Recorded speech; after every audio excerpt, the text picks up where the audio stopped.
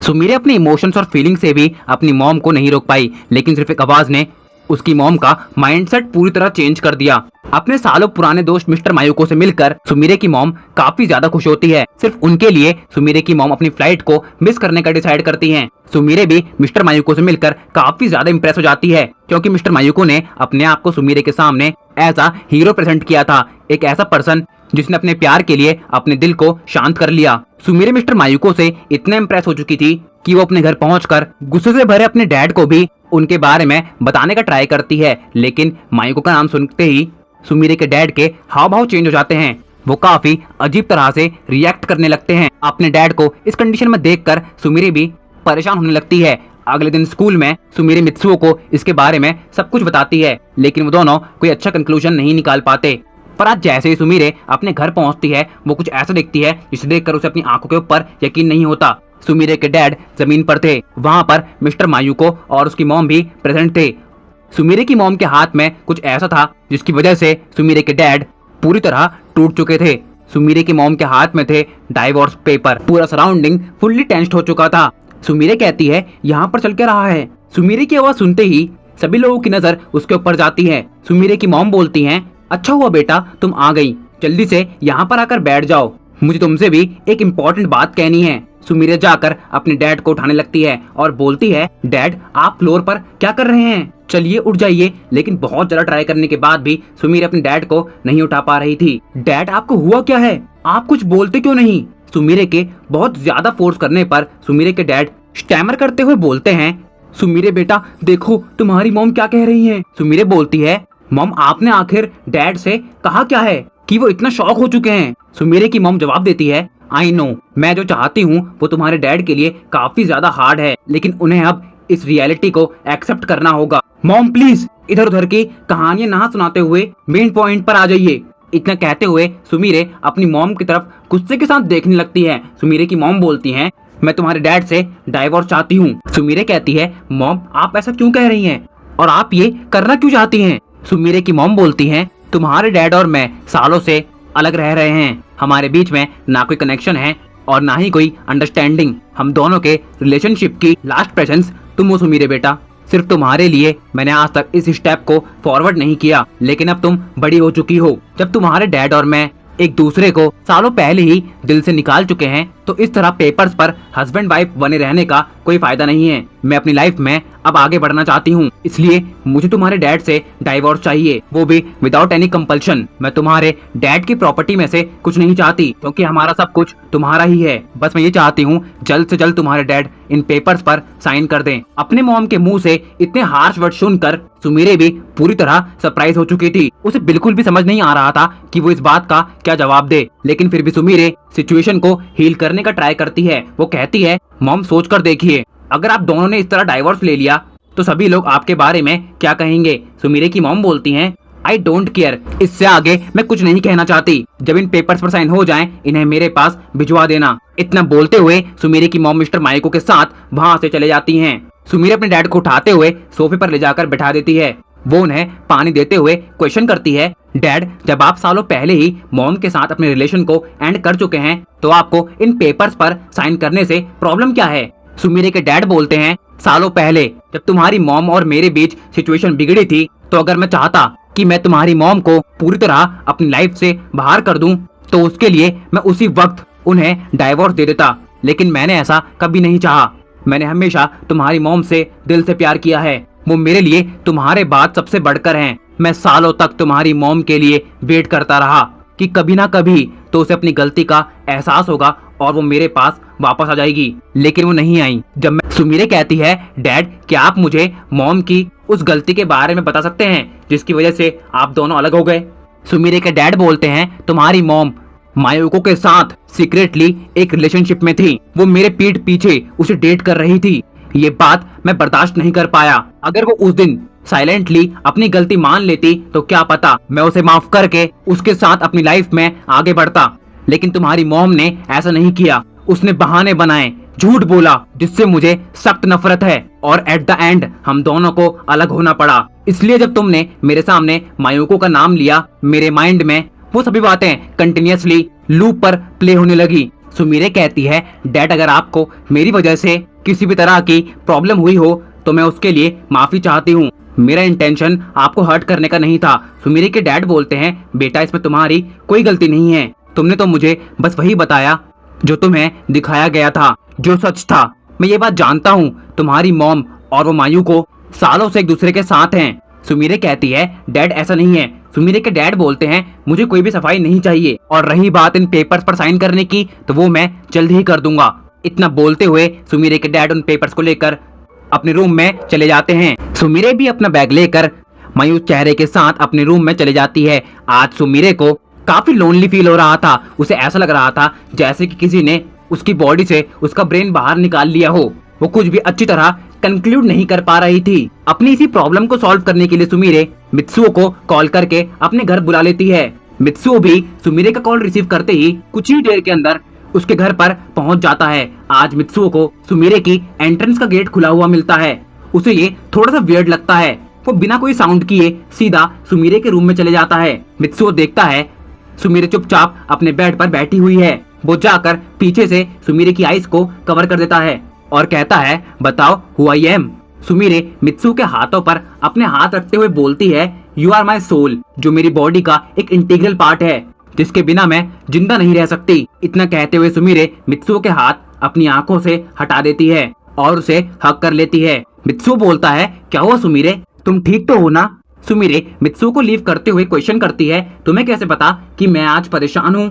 Mitsuo कहता है, देखो मैं बताता हूँ, कुछ देर के लिए तुम्हारी मॉर्निंग वाली टेंशन्स को साइड में रखते हैं, क्योंकि तुम अभी उनकी वजह से परेशान नहीं हो। और मैं ऐसा इसलिए कह सकता हूँ क्योंकि मेरे साथ बात करने के बाद तुम कभी भी एक स्पेसिफिक प्रॉब्लम को लेकर चिंता नहीं करती। इसका मतलब बात कुछ और है। And on the other hand तुमने अभी मुझे काफी टाइटली हक किया, जो तुम जनरली नहीं करती। That's why I can say तुम अभी परेशान हो। सुमीरे कहती है, क्या बात है मित्सुओ, तुम तो सच में एक मैजिशियन हो, एक ऐसा मैजिशियन जो सारी बातें बिना कहे जान लेता है। मित्सुओ बोलता है, क्या मैं बैठ सकता हूँ। सुमीरे कहती है, हाँ क्यों नहीं, तुम्हारा ही घर है। मित्सुओ बोलता है, हाँ मेरे फादर इन लॉ का, और वो सुमीरे के ठीक बगल में बैठ जाता है। मित्सुओ सुमीरे के कंधों पर हाथ रखते हुए बोलता है, अब बताओ हुआ क्या है। और सुमीरे मित्सुओ को सारी बातें इन शॉर्ट बता देती है। मित्सुओ को सुमीरे की बातों पर पहले तो यकीन नहीं होता, लेकिन फिर सुमीरे के फेस पर मित्सुओ को क्रीपीनेस देख के बिलीफ हो जाता है। वो बोलता है, सुमीरे इस वक्त तुम्हारी लाइफ का एक क्रिटिकल फेज चल रहा है, तुम्हारे लिए इन सभी चीजों को फेस कर पाना काफी टफ है, लेकिन तुम एक ब्रेव और स्ट्रॉन्ग लड़की हो। मैं जानता हूँ तुम कभी भी इन कंडीशंस के सामने हार नहीं मानोगी, क्योंकि तुम रिश्तों की अहमियत जानती हो। बिना परमानेंट सेट के आखिर मित्सुओ हुआ है ही क्या, उसे जानता ही कौन है। पर सुमीरे होशिनो बिना परमानेंट सेट के भी बहुत कुछ है। वो एक ऐसी लड़की है जिसने मुझे हमेशा हिम्मत दी है। वो अच्छी तरह जानती है कि सिचुएशन को कैसे हैंडल किया जाता है। एट लास्ट मैं बस इतना कहना चाहूंगा, सुमीरे होशिनो सच में एक लिविंग लेजेंड है। मित्सुओ की ये सभी बातें सुनकर सुमीरे पूरी तरह सरप्राइज हो चुकी थी, क्योंकि मित्सुओ ने अभी अभी उसे पाको कहा।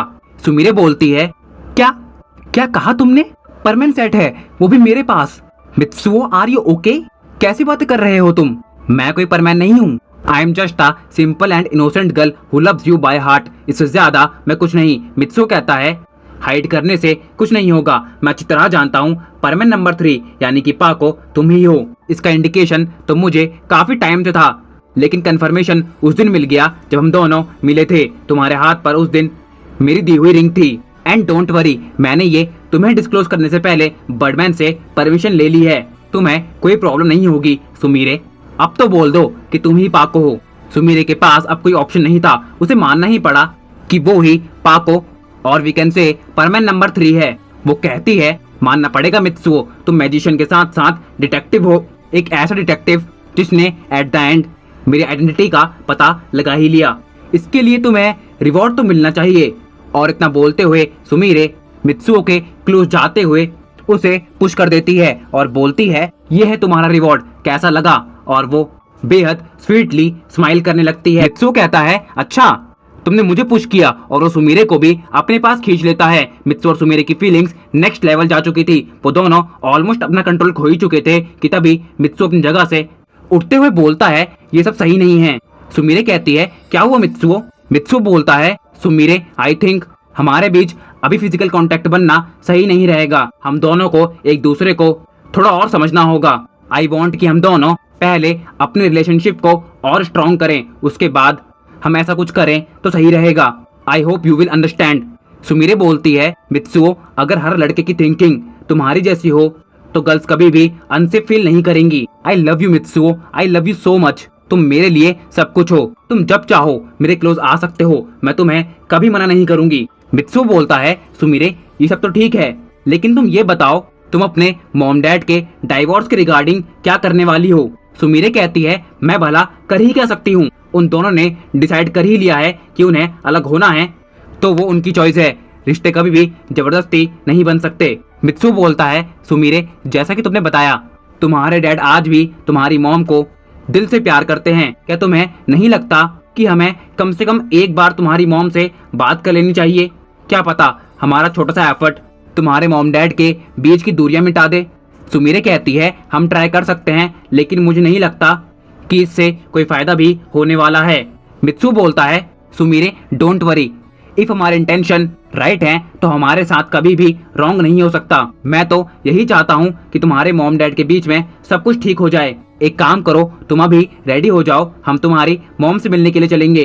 क्या तुम्हारे पास उनकी लोकेशन है? सुमीरे कहती है, हाँ मॉम ने मुझे उनके होटल की लोकेशन SMS कर दी थी, हम वहाँ जा सकते हैं। तुम बाहर वेट करो, मैं अभी आती हूँ। मित्सु कहता है, क्या मुझे बाहर जाना पड़ेगा? सुमीरे बोलती है, हाँ जी आपको बाहर जाना पड़ेगा, वो भी अभी के अभी। और सुमीरे मित्सुओ को अपने रूम से बाहर निकाल देती है। सुमीरे विदिन 15 मिनट्स मित्सुओ के सामने एक प्यारी सी ड्रेस पहनकर प्रेजेंट हो जाती है। वो पूछती है, बताओ मैं कैसी लग रही हूँ? मित्सु कहता है, तुम एक डायमंड की तरह लग रही हो, चाहे जहाँ मर्जी से देख लो तुम हर जगह से शाइन कर रही हो। सुमीरे बोलती है, मित्सु तुम भी ना हमेशा बेवजह मेरी तारीफ करते रहते हो, अब बस भी करो। मित्सु कहता है, तारीफ नहीं सुननी थी तो पूछा क्यों कैसी लग रही हूँ? सुमीरे कहती है, अच्छा ठीक है, अब इस तरह टॉन्ट करना बंद करो, हमें चलना चाहिए। और वो दोनों कार में बैठकर सुमीरे की मॉम के होटल के लिए निकल जाते हैं। वहां पहुंचकर सुमीरे कहती है, ये है होटल सनशाइन, मेरी मॉम यहीं पर रुकी हुई हैं। सुमीरे और मित्सुओ कार से नीचे उतरते हुए रिसेप्शन पर उनके बारे में इंफॉर्मेशन कलेक्ट करके डायरेक्टली उनके रूम की तरफ निकल जाते हैं। गेट के सामने पहुंचकर मित्सु बोलता है, रुको मैं अभी बेल बजाता हूँ। सुमीरे कहती है, वेट, हम सीधा अंदर जाएंगे। हमें इस तरह यहाँ पर देखकर मॉम शॉक हो जाएंगी। इस सुमीरे जैसे ही हल्का सा गेट ओपन करती है, वो देखती है वहाँ पर उसकी मॉम के साथ मिस्टर मायूको भी प्रेजेंट हैं। वो दोनों किसी टॉपिक पर काफी ज्यादा डेडिकेटेड होकर बात कर रहे हैं। उनकी कन्वर्सेशन का हल्का सा साउंड सुमीरे के कानों में आ रहा था। मित्सु बोलता है, क्या हुआ सुमीरे, तुम अंदर क्यों नहीं जा रही हो? सुमीरे कहती है, मित्सु प्लीज कुछ देर के लिए शांत रहना। और सुमीरे गेट पर ईयर्स लगाते हुए उनकी बातों को बड़े ध्यान से सुनने लगती है। उसे कुछ भी क्लियरली सुनाई नहीं दे रहा था कि तभी मिस्टर मायूको थोड़ा सा लाउडली अपनी बात को रिपीट करते हैं। वो कहते हैं, मेरा आइडिया मानते हुए तुमने अपने हस्बैंड को डाइवोर्स तो दे दिया, क्या अब तुम मेरे साथ चलना चाहोगी? सुमीरे की मॉम बोलती है, हाँ मेरे पास फिलहाल कोई दूसरा ऑप्शन नहीं है, मैं जरूर चलना चाहूंगी, तुम्हारा ऑफर काफी अच्छा है। अपनी मॉम की ये बात सुनकर सुमीरे को लिटरली काफी ज्यादा गुस्सा आता है। वो साइलेंटली रूम के गेट को क्लोज कर देती है। मित्सु कहता है, क्या हुआ सुमीरे, तुम इस तरह टीज क्यों कर रही हो? सुमीरे बोलती है, चलो यहाँ से। और वो दोनों उस होटल से बाहर निकल जाते हैं। बाहर पहुंचकर मित्सु सुमीरे से फिर से पूछता है, क्या हुआ सुमीरे, तुम इस तरह गुस्से में होटल से बाहर क्यों आ गई? और सुमीरे मित्सु को सारी बातें बता देती है। मित्सु बोलता है, सुमीरे मुझे तो यही लग रहा है कि इस पूरी प्रॉब्लम की जड़ मिस्टर मायूको हैं। उन्होंने ही तुम्हारी मॉम को तुम्हारे डैड के साथ डाइवोर्स के लिए कन्विंस किया होगा, नहीं तो इतने सालों में उन्होंने ऐसा नहीं किया। I am pretty sure mister Mayuko ही मेन कल्प्रिट हैं। सुमीरे बोलती है, आई डोंट केयर, मॉम को जो करना है करने दो, वो छोटी बच्ची नहीं है, लेकिन उन्होंने मेरे डैड को हर्ट किया है, मैं उन्हें कभी माफ नहीं करूंगी। और सुमीरे एंड मित्सुओ कार में बैठकर वहां से चले जाते हैं। सुमिरे मित्सुओ को उसके घर पर ड्रॉप कर देती है और वो भी अपने घर के लिए चले जाती है। अपने घर पहुंचकर सुमिरे देखती है कि उसके डैड लिविंग रूम में ही बैठे हुए हैं। वो काफी ज्यादा परेशान हैं। सुमिरे अपने डैड के पास जाकर बोलती है, आपको परेशान होने की जरूरत नहीं है, इन पेपर्स पर साइन कर दीजिए। इससे आपकी लाइफ में कोई इम्पैक्ट नहीं पड़ेगा, बल्कि आप फ्री होकर अपनी लाइफ को जी पाएंगे। इसी तरह सुमिरे अपने डैड को काफी समझाती है और एट द एंड सुमिरे के डैड उन पेपर्स पर साइन कर देते हैं। सिग्नेचर होते ही सुमिरे अपनी मॉम को एसएमएस कर देती है, पेपर्स रेडी हैं, आप कल आकर उन्हें ले जा सकती हैं। अब नेक्स्ट डे हम देखते हैं, दोपहर का टाइम था। सुमिरे की मॉम मिस्टर मायोको के साथ आने ही वाली थी। सुमिरे ने भी अपनी कंपनी के लिए मित्सुओ को वहां पर बुला लिया था ताकि वो और स्ट्रांगली अपनी मॉम को आंसर कर सके। अब वॉच की निडल अपनी एक्यूरेट पोजीशन पर पहुंचती है एंड उसी के साथ सुमिरे की मॉम मिस्टर मायोको को लेकर पहुंच जाती हैं। वो कहती हैं, तो फाइनली मेरे पेपर्स रेडी हैं। सुमिरे बेटा, मैं अभी भी बोल रही हूँ, क्या तुम मेरे साथ चलना चाहोगी? यहाँ रहकर तुम्हें कुछ नहीं मिलने वाला, तुम मेरे साथ खुश रहोगी। सुमिरे बोलती है, नहीं, आप अपना ऑफर अपने पास रखिए, मैं मेरे डैड के साथ खुश हूँ। और इतना कहते हुए सुमिरे अपनी मॉम को स्टेयर करने लगती हैं। सुमिरे की मॉम बोलती है, क्या वो बेटा, तुम इतने गुस्से में क्यों हो? अपनी मॉम की ये बात सुनकर सुमिरे का गुस्सा 7वें आसमान पर पहुंच जाता है और वो अपनी मॉम को काफी तरह की बातें सुना देती है। सुमिरे की मॉम कहती है, क्या बोला तुमने? मैं और मिस्टर मायूको एक साथ? तुम्हें ये बोलते हुए शर्म नहीं आ रही है? सुमिरे कहती है, जब आपको करते हुए शर्म नहीं आ रही है तो मुझे बोलते हुए भला क्यों आएगी? मित्सुओ कहता है, सुमिरे कंट्रोल, वो तुम्हारी मॉम है। सुमिरे बोलती है, मॉम है नहीं, मॉम थी। जो भी मेरे डैड को हर्ट करेगा मैं उसे कभी माफ नहीं करूंगी। आप नहीं जानती डैड आपसे कितना प्यार करते हैं, लेकिन आपने उनके प्यार का मजाक बनाकर रख दिया है। आप दोनों के बीच में क्या चल रहा है मैंने उस दिन होटल में आकर देख लिया था। सुमिरे की मॉम बोलती है, जानती हो बेटा, सालों पहले तुम्हारे डैड ने भी कुछ ऐसा ही देखा था। मैंने उन्हें कई बार बोला, आपको मिसअंडरस्टैंडिंग हुई है, आप गलत समझ रहे हैं, लेकिन उन्होंने मेरी बात का यकीन नहीं किया और एट द एंड आज हमें ये दिन देखना पड़ रहा है। इसमें गलती मेरी नीयत की नहीं, तुम लोगों की सोच की है। इतना कहते हुए सुमिरे की मॉम वहां से रोते हुए जाने लगती हैं। मित्सुओ कहता है, रुक जाइए आंटी, मुझे लगता है कि हम सभी को एक बार बैठकर बात कर लेनी चाहिए। यहाँ पर काफी कंफ्यूजन क्रिएट हो चुकी है। सुमिरे बोलती है, हम कोई बात नहीं करने वाले। मित्सुओ सुमिरे को समझाने का बहुत ट्राई करता है और आखिरी में सुमिरे को मानना ही पड़ता है। सुमिरे के डैड, मॉम, मिस्टर मायूको और मित्सुओ एक टेबल पर बैठकर बातें करने लगते हैं। मित्सुओ कहता है, अब प्लीज आप सभी लोग अपनी साइड को प्रेजेंट कर दीजिए। सुमिरे की मॉम बोलती हैं, उस दिन मेरे पैर पर चोट आई थी, मायूको तो बस मेरी हेल्प कर रहा था और तुम्हारे डैड ने मुझे गलत समझ लिया। कल होटल में भी मैं तो बस मायूको के साथ जर्मनी में अपने फैशन शो के बारे में डिस्कस कर रही थी और बेटा तुमने भी अपने डैड की तरह मुझे गलत समझा। जब आपको एक इंसान से प्यार होता है तो आप उसके लिए ही लॉयल रहते हो। मायूको बस मेरा दोस्त है, इससे आगे हमारे बीच कोई रिलेशन नहीं है। अपनी मॉम की बात सुनकर सुमिरे को गिल्टी फील हो रहा था। वो अपने डैड की तरफ देखते हुए बोलती है, डैड आई थिंक मॉम सही कह रही हैं, वो इतना गलत तो नहीं कर सकती। सुमिरे के डैड को भी कहीं ना कहीं ये लग रहा था कि उन्होंने अपनी वाइफ के साथ बहुत गलत किया है, लेकिन वो इस बात को एड्रेस नहीं कर पा रहे थे। पर आखिरी में उनकी नज़र सुमिरे की मॉम की आंखों में पड़ जाती है और वो रोते हुए अपनी गलती के लिए माफ़ी मांगते हैं। सुमिरे की मॉम बोलती है, मैं आपसे गुस्सा नहीं हूँ, मैं तो बस इतना चाहती हूँ कि आप खुश रहें, बस इसलिए ही आपसे डाइवोर्स ले रही हूँ। सुमिरे के डैड बोलते हैं, मैं तुम्हारे साथ खुश हूँ, अगर तुम चाहो तो हम फिर से एक साथ आ सकते हैं। सुमिरे की मॉम बोलती है, क्या ये पॉसिबल है? सुमिरे के डैड कहते हैं, हाँ, लेकिन क्या तुम इसके लिए रेडी हो? सुमिरे की मॉम कहती हैं, हाँ, और वो दोनों एक दूसरे को हक कर लेते हैं और उन दोनों के बीच में सारी प्रॉब्लम्स सॉल्व हो जाती हैं। सुमिरे मित्सुओ को आंखों में इशारा करती है, फाइनली सब ठीक हो गया। मित्सुओ भी इशारा करते हुए बोलता है, मैंने कहा था ना सब ठीक हो जाएगा। इतने सालों से एक दूसरे से दूर रहने की वजह से सुमिरे के मॉम डैड के टेस्ट काफी चेंज हो चुके थे। इन सभी चीजों को ठीक करने के लिए सुमिरे के डैड सुमिरे की मॉम के साथ जर्मनी जाने का डिसाइड करते हैं और वो सुमिरे को मित्सुओ के भरोसे छोड़ने का मन बना लेते हैं। आज फ्लाइट का दिन था।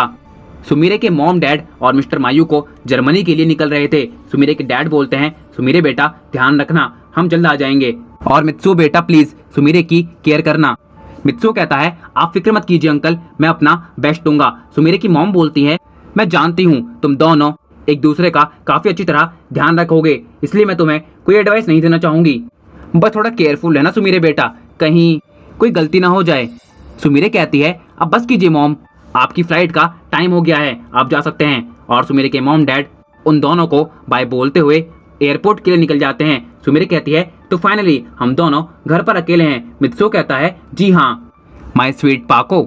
सुमिरे कहती है अब हम क्या करने वाले हैं। मित्सुओ कहता है जो उस दिन इनकम्प्लीट रह गया था। सुमिरे मित्सुओ का इशारा समझ जाती है और गेट क्लोज हो जाता है। उसके आगे उन दोनों के बीच में क्या हुआ है वो आप समझ सकते हो, और अगर नहीं समझे तो जाकर पोगो देखो यार, क्योंकि द लव स्कूल सीरीज यहाँ पर एंड हो चुकी है।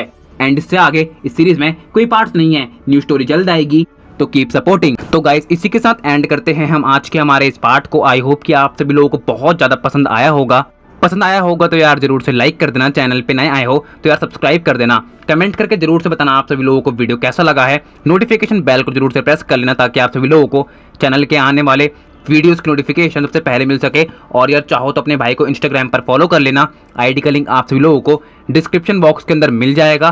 तो यार मैं मिलता हूँ आपको किसी और वीडियो में ऐसे शानदार कंटेंट के साथ, तब तक के लिए स्टे ट्यून विद चैनल में डियर हार्टेड सायोनारा।